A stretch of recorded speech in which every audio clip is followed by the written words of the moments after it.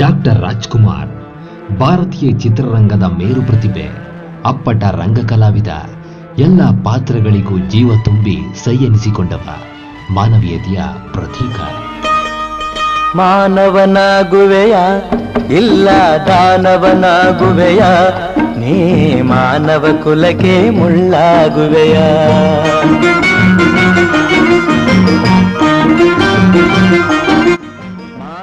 Doctor Rajkumar ಕೇವಲ ಒಬ್ಬ ವ್ಯಕ್ತಿಯಲ್ಲ, ಬದಲಿಗೆ ಒಂದು ಭಾಷೆ.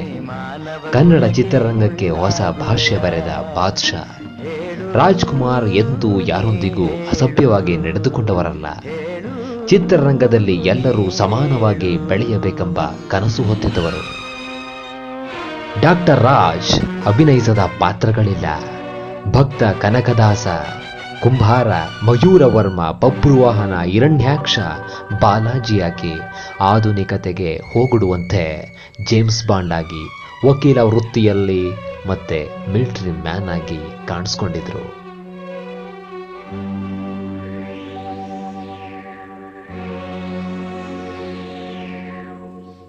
ರಾಜ್ರವರ ಒಂದೊಂದು ಚಿತ್ರವೂ ಒಂದೊಂದು ಪ್ರಯೋಗ ಇದ್ದ ಹಾಗೆ.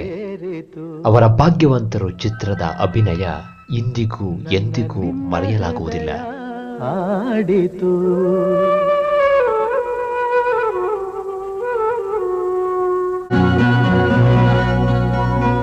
ನಿನ್ನ ನನ್ನ ಮನವು ಸೇರಿತು, ನನ್ನ ನಿನ್ನ ಹೃದಯ ಹಾಡಿತು.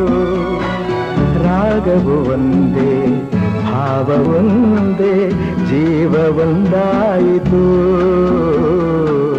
ಬಾಳು ಹಗುರಾಯಿತು. ನಿನ್ನ ನನ್ನ ಮನವು ಸೇರಿತು. ಕರ್ನಾಟಕ ರತ್ನ ಗಾನ ಗಂಧರ್ವ ರಾಜ್ರವರ ಧ್ವನಿಯಲ್ಲಿ ಇಂಪಾದ ಹಾಡುಗಳನ್ನು ಕೇಳುವುದೇ ಒಂದು ಭಾಗ್ಯ.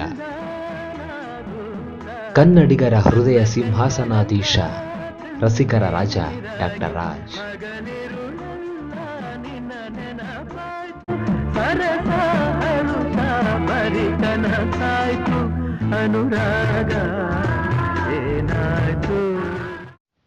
ಕನ್ನಡಿಗರ ಈ ಬಂಗಾರದ ಮನುಷ್ಯ ಪೌರಾಣಿಕ ಪಾತ್ರಗಳಿಗೆ ಜೀವ ತುಂಬುವುದರಲ್ಲಿ ಅತಿ ಶ್ರೇಷ್ಠರಾದವರು.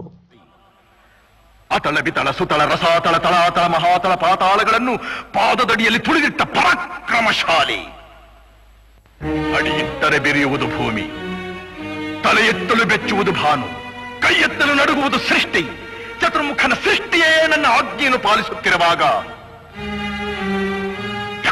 ನನ್ನ ಮಗ, ನೋ ಜನ್ಮ ಕೊಟ್ಟ ಮಗ, ನನ್ನ ವಂಶವನ್ನೇ ಬೆಳಗಬೇಕಾದ ನನ್ನ ಕುಮಾರ, ನನ್ನ ಆಶಾ ಜ್ಯೋತಿಯಿಂದ ಎಂದು ನನ್ನ ಮನಸ್ಸಿಗೆ ನೆಮ್ಮದಿಯಿಲ್ಲವೆಂದರೆ ಛೀ, ಇದೊಂದು ಬದುಕೆ, ಇದೊಂದು ಜನ್ಮವೇ, ಎಂತಹ ದುರ್ವಿಧಿ, ಇದೆಂತಹ ದುರ್ವಿಧಿ. ಇಂತಹ ಗಾನ ಗಂಧರ್ವನಿಗೆ ರಾಷ್ಟ್ರ ಪ್ರಶಸ್ತಿ ಕೂಡ ಲಭಿಸಿದ್ದು ನಮ್ಮ ಕನ್ನಡಿಗರ ಭಾಗ್ಯ. ನಾದಮಯ